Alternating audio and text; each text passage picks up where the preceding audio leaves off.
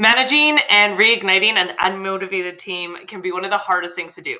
They're commiserating, they're gossiping, they might even be a little bit lazy, and I'm going to help you figure out how to kick that all in the butt.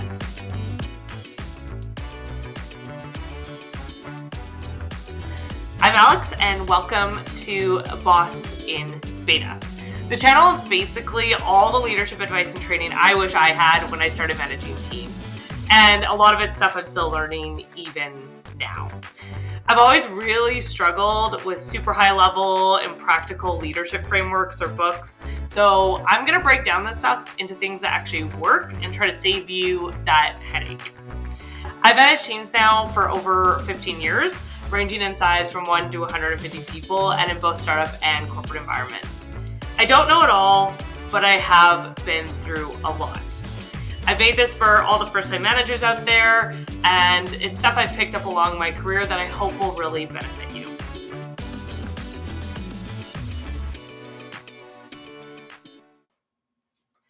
So let's talk about a pretty common and actually quite challenging situation: managing unmotivated teams. I'll give a quick story. A couple of years ago, I inherited what looked like a dream team on paper. Strong technical skills, a proven track record, impressive resumes, but the reality, the productivity had completely flatlined and engagement was non-existent. I was sitting in a meeting, another one, with no agenda, cameras were off, silent observers, and everybody was saying, let's take it offline, even though this was the meeting with the last set of take it offline things. That was absolutely my breaking point. So here's what the leadership books tell you to do in a situation like this. Find their motivation type. Is it extrinsic or intrinsic? Align with their values. Create an inspiring vision. Great in theory, but what about when you're stuck with the realities of work? What if the project isn't super inspiring, or maybe it's even off the rails? What if you have budgets that aren't going to stretch? You can't afford pay raises or expensive team building events. And maybe team members have checked out months ago, and it's quite the hill to climb to get them back into a place of positivity. So I'm going to share 5 tools that have worked for me in the past and that I've actually used in this situation. The first, strategic transparency. When I started sharing everything with the team, from terrible quarterly numbers to the impossible demands coming down from the CEO or the board, people stopped seeing me as just another boss making demands that they couldn't understand. They started seeing us all as humans in the same boat. The team could begin to see the why things were happening as opposed to feeling like it was being done to them. And they could really start to see the context of the decisions and demands being placed. So how do you actually do this? First, just share the full context behind big projects or decisions. Be really transparent about them. Be honest about the organizational challenges and admit when you're struggling or unsure. You don't need to always put on a strong face. You can say that this is hard for you too, or that you're struggling in this situation. And lastly, enlist their help. Sometimes when you share challenges and you say that you need their help in solving this, or that you don't have all the answers, but all you're going to be is transparent and look for their support in trying to navigate this, you can get people to jump in and be on your team. The second, performance plans that work. So let's talk about PIPs. Super dreaded word, but they definitely don't have to be a corporate death sentence. They can actually be really useful if they're used correctly, but they can't just be used as a precursor to firing. They should really be focused on performance improvement. So make them genuinely supportive by making sure there's crystal clear expectations. What does high performance look like? Where is the employee not measuring? And what does good look like? Not just you have to do better or you have to be more engaged, but actually talk about what that looks like, what that feels like, and what the measurable actions are behind it. Support with specific resources and help. Maybe one of the pieces of feedback are that the reports aren't detailed or pre-reads aren't being provided in a meeting or agendas aren't being created. If the employee needs help in doing that, maybe they don't know how to, talk about different resources or even support. Maybe they can send it to you before they send it to everybody else so that they have that support to actually execute that and try that skill. Set a realistic timeline for a PIP. 2 weeks is probably not enough time to course correct a performance issue that's probably not fair. That you also don't want someone to sit on a PIP for forever. And I have seen PIPs sometimes last up to 2 years. That's not a performance improvement plan anymore. Also, schedule regular check-ins. Make sure that you've actually got time in the calendar to check in on progress against those expectations, and giving that employee time to course correct and get feedback as they move. This will also help you gauge, are they actually committed to that performance improvement, or is this looking like someone who really just doesn't want to put in the work? The third method, and probably my most favorite, is the speed reset method. Sometimes you just need to jump in and show what high energy and good performance looks like, raise the bar, set the pace, and be a role model. So here's how you can actually do it. You can sit in meetings with individuals and solve problems in real time. Show what faster work cycles actually look like and be the pace car they need to follow.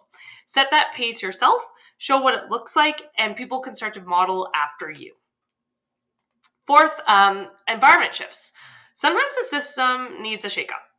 What this can look like is restructuring meeting formats. Maybe there's a dreaded weekly project update meeting that everybody doesn't look forward to, that doesn't really have any value.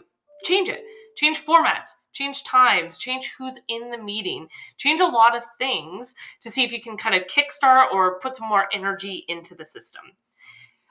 Create accountability. This could look like daily stand-ups where people are reporting on progress every day, or where there's a new template that they have to fill out. Make sure the accountability is transparent and start to put systems in place for that. Adjust work processes. You can experiment with new ways of doing work. Try the Amazon one-page brief method. You can try different things. Or bring in new perspectives. Sometimes bring a new team member in, or someone else to help support a project if it is a project, can invigorate new work or provide new perspectives on what may or may not be working. Number 5, team dynamic changes. Culture matters, but also skip the forced fun. If it feels staged, or like you're just trying to inspire the team and do the leadership check boxes, it's probably not going to work. So how do you actually make culture happen? Clear expectations, again, that's going to be a common theme. Communicate what you're looking for, but also create channels for feedback and collaboration with you as a leader. One thing I've tried on teams is in a weekly meeting, everyone has to come with a suggestion on how to make our work better. What's something that isn't working for you or that's holding you up day to day? What's a suggestion you have to make communication stronger on our team? Show that you're open to the feedback and give channels for that feedback so you can improve the team based on what they're actually seeing. Create meaningful team rituals. This could be a team lunch once a week. This could be daily stand-ups or weekly kickoff meetings. Friday where everyone has to recognize someone else on the team. Think about rituals that will reinforce the behaviors you're looking to see. And recognize real achievements.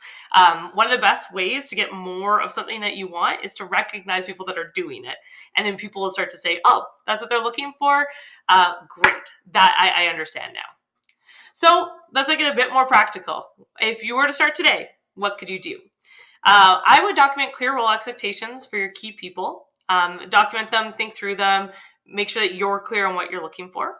Schedule some one-on-ones to go over that and to get some feedback. Put them in the calendar. And create some simple ways to track progress. So maybe that's daily stand-ups or some sort of one-on-one format that has a new progress tracking against those expectations. So figure out what that process is going to look like. You can do that today. If you wanted to take a bit more of a step this week, you can start sharing broader context in meetings. So start sharing what's happening in the organization, sharing what's happening from the board, sharing those numbers. Just start putting those into those meetings.